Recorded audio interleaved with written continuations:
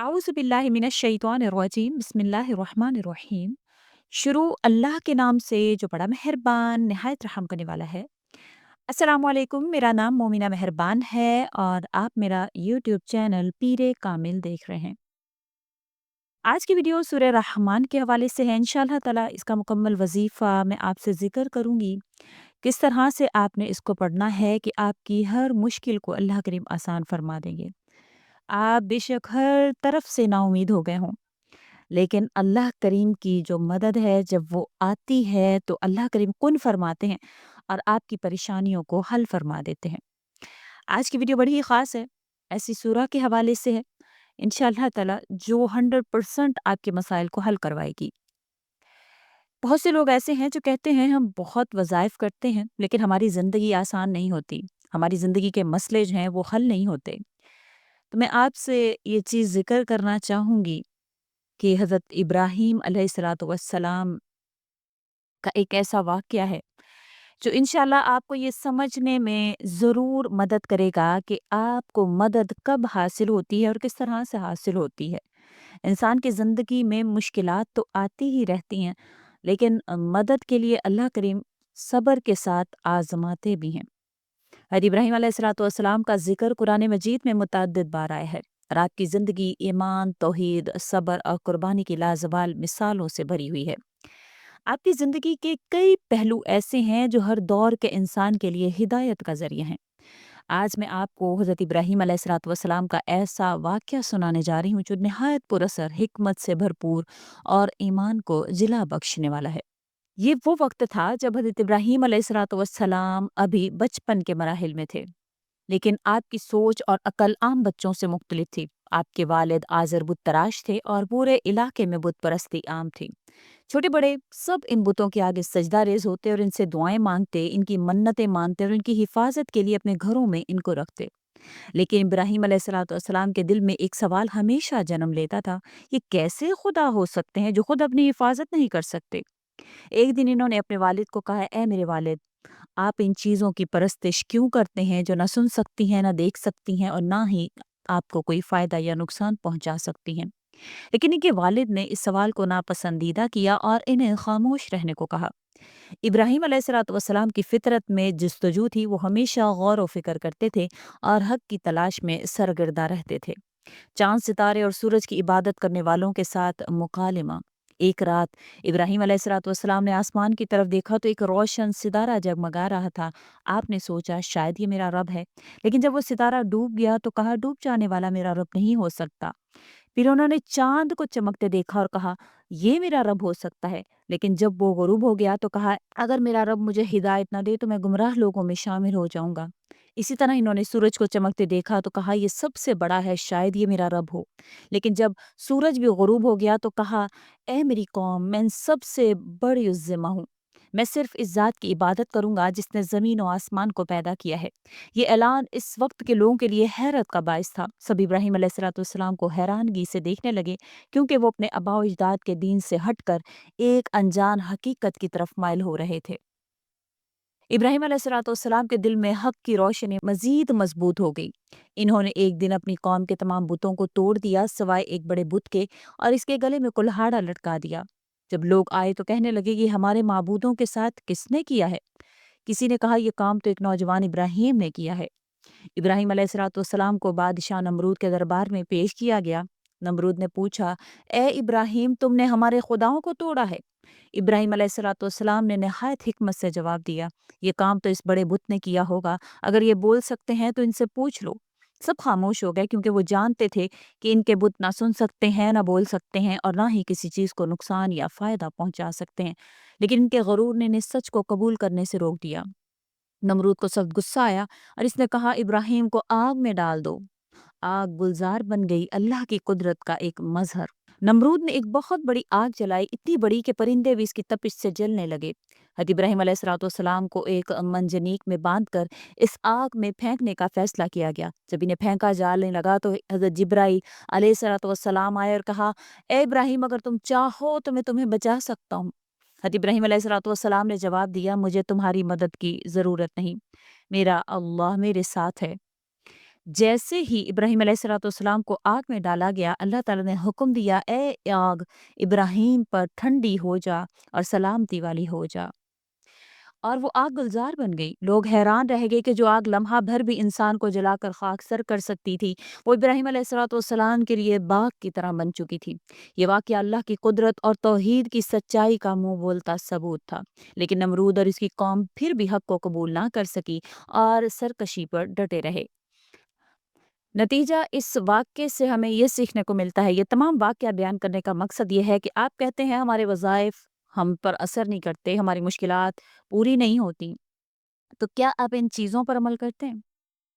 हज़रत इब्राहीम अलैहिस्सलाम ने बग़ैर किसी ख़ौफ़ के तौहीद की तलाश की और जब हकीकत मिली तो इस पर जम गए। अल्लाह पर भरोसा सबसे बड़ी ताकत है। जब इब्राहीम अलैहिस्सलाम को आग में डाला गया तो इन्होंने किसी मखलूक से मदद नहीं मांगी बल्कि अल्लाह की ज़ात पर मुकम्मल भरोसा किया। बातिल की मुखालफत में सब्र ज़रूरी है। जब आप सच्चाई पर चलेंगे तो लोग मुखालिफत करेंगे, लेकिन अगर ईमान मज़बूत हो तो अल्लाह की मदद ज़रूर आती है। अल्लाह की कुदरत लामहदूद है। जो आग हर चीज़ को जला सकती है, वो अल्लाह के हुक्म से हज़रत इब्राहीम अलैहिस्सलाम के लिए गुलज़ार बन गई। यही वो सबक है जो हमें हज़रत इब्राहीम अलैहिस्सलाम की ज़िंदगी से मिलता है। वो सब्र, इस्तिकामत, तौहीद की अज़ीम मिसाल हैं। अल्लाह हमें भी ऐसे मज़बूत ईमान अता फ़रमाए। हमारे ऊपर ज़रा सी आज़माइश आती है, हम डोल जाते हैं, हम अपने जैसे इंसानों की तरफ भागते हैं। हम अल्लाह को छोड़ देते हैं, अल्लाह से मुतनफ़्फ़र हो जाते हैं, नाऊज़ बिल्लाह। हमारे ईमान इतने कमज़ोर हैं कि हम अपने जैसे इंसानों के आस्थानों पर पड़े रहते हैं। हमें अल्लाह की ज़ात पर यकीन होना चाहिए। आपसे जो वज़ाइफ़ ज़िक्र किए जाते हैं, मेरी कोशिश होती है कुरान और हदीस से हों।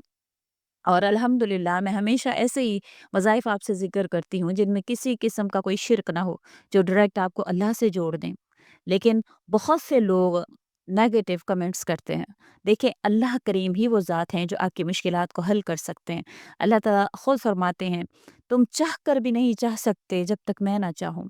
आप सल्लल्लाहु अलैहि वसल्लम ने फरमाया कि पूरी दुनिया मिलकर अगर चाहे कि तुम्हें नुकसान पहुँचा दे तो नहीं पहुँचा सकती जब तक अल्लाह ना चाहे। इसी तरह पूरी दुनिया मिलकर तुम्हें फ़ायदा पहुँचाना चाहे तो नहीं पहुँचा सकती जब तक अल्लाह ना चाहे। जब अल्लाह के चाहने से ही होना है तो अल्लाह से क्यों नहीं माँगते? और यकीन से क्यों नहीं माँगते? सब्र से क्यों नहीं माँगते? तौहीद से क्यों नहीं माँगते? इस्तिकामत से क्यों नहीं माँगते? आज का वज़ीफ़ा सूरह रहमान के हवाले से है। सूरह रहमान के हवाले से ऐसा अमल है इंशाअल्लाह जो आपको आपकी हर परेशानी को आपसे दूर कर देगा। सूरह रहमान कुरान पाक की नहायत बाबरकत और पुरअसर सूरतों में से एक है, जिसे अरूसुल कुरान यानी कुरान की दुल्हन कहा गया है।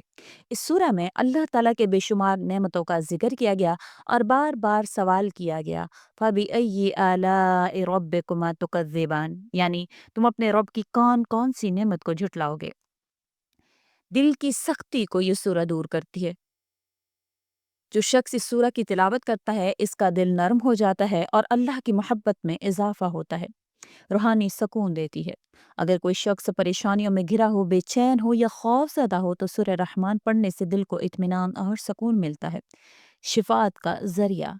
हज़रत अली रज़ी अल्लाह तआला अन्हु से रिवायत है कि नबी करीम सल्लल्लाहु अलैहि वसल्लम ने फरमाया, हर चीज़ की एक ज़ीनत होती है और कुरान की ज़ीनत सूरह रहमान है। बीमारियों का इलाज। सूरह रहमान पढ़ने से लाइलाज बीमारियों से जैसे कि दिल, जिगर, गुर्दे की अमराज में फ़ायदा हासिल होता है। जिन्नात और आसेब से हिफाजत। जो शख्स रोज़ाना सूरह रहमान की तिलावत करता है वो जिन्नात और नज़र बद से महफूज रहता है। एक ईमान अफरोज़ वाक़या मैं आपसे ज़िक्र करना चाहूँगी, एक नौजवान का जो सूरह रहमान को पढ़ने लगा। ये वाक़या एक ऐसे नौजवान का है जिसकी ज़िंदगी गुनाहों में डूबी हुई थी। वो हर तरह की बुराई में मुलव्विस था, लेकिन एक दिन इसकी ज़िंदगी यकसर बदल गई। ये नौजवान एक कब्रिस्तान से गुज़र रहा था कि अचानक इसे किसी कब्र से कुरान की तिलावत की आवाज़ सुनाई दी। हैरान होकर वो रुक गया और गौर से सुनने लगा। आवाज़ नहायत पुरसोज थी और सूरह रहमान की तिलावत हो रही थी। वो आवाज़ ऐसी तासीर रखती थी कि इसके दिल पर लर्ज़ा तारी हो गया। इसे यूँ महसूस हुआ जैसे ज़मीन और आसमान इससे सवाल कर रहे हों, फ़बिअय्यि आलाइ रब्बिकुमा तुकज़्ज़िबान, तुम अपने रब की कौन कौन सी नेमतों को झुटलाओगे। नौजवान की आंखों में आंसू आ गए। वो सोचने लगा कि वाकई अल्लाह ने इसे सेहत दी, जवानी दी, अकल दी, बेशुमार नेमतों से नवाजा, लेकिन इसने कभी इन नेमतों की कदर नहीं की। वो अपने गुनाहों पर पछताने लगा और वहीं खड़े होकर सच्चे दिल से तौबा की। اس دن کے بعد وہ نوجوان بدل گیا، اس نے اپنے سارے برے کام چھوڑ دیے اور خود کو نیک راستے پر ڈال دیا۔ وہ ہر دن سورہ رحمان کی تلاوت کرتا، لوگوں کو بھی اس کے فضائل بتاتا۔ یہی وہ تاثیر ہے جو اللہ کے کلام میں ہے۔ اگر ہم بھی غور کریں تو سورہ رحمان ہمیں بار بار جھنجھوڑتی ہے کہ اللہ کی نعمتوں کو پہچانو، اس کا شکر ادا کرو اور اپنے گناہوں سے توبہ کرو۔ اللہ ہمیں سورہ رحمان کو سمجھنے اور اس پر عمل کرنے کی توفیق عطا فرمائے۔ آج کا وظیفہ جو سورہ رحمان کا ہے وہ اسی لیے ہے اور اسی طرح سے ہے۔ آپ نے کیا کرنا ہے؟ آپ نے سورہ رحمان کو پڑھنا ہے، اور جب فَبِأَيِّ آلَاءِ رَبِّكُمَا تُكَذِّبَانِ کا لفظ آئے تو یہاں پر آپ نے اپنی تمام تر نعمتوں کو اپنے ذہن میں سوچنا ہے، اور پھر آخر میں آپ نے اللہ تعالیٰ سے یہ کہنا ہے کہ یا پروردگار، میں آپ کی کسی نعمت کو نہیں جھٹلاتا، میں اپنی تمام تر نعمتیں جو آپ نے مجھے عطا فرمائی ہیں میں اس پر شکر گزاری کرتا ہوں، اس پر شکر ادا کرتا ہوں، اور پھر اپنی مشکلات کو اللہ کے سامنے رکھ دینا ہے، اللہ سے مانگنا ہے، حضرت ابراہیم علیہ الصلوۃ والسلام کی طرح توحید سے، استقامت سے، صبر سے اور اللہ پر بھروسہ کرتے ہوئے۔ کسی بھی انسان کے سامنے جو ہے وہ جھکنے سے بہتر ہے کہ اللہ کے سامنے جھک لیا جائے۔ اللہ کریم آپ کے حامی و ناصر ہوں، آپ کے مددگار ہوں، آپ کی تمام تر پریشانیوں کو ختم فرمائیں۔ امید کرتی ہوں آپ کو ویڈیو اچھی لگی ہوگی، اچھی لگی ہے تو لائک کر دیں، شیئر کریں اور میرے چینل کو سبسکرائب کریں، اور ماشاء اللہ سبحان اللہ سے ضرور ہماری حوصلہ افزائی کیا کریں۔ اسی کے ساتھ اجازت چاہوں گی، وآخر الدعوانا ان الحمد للہ رب العالمین۔ اللہ حافظ۔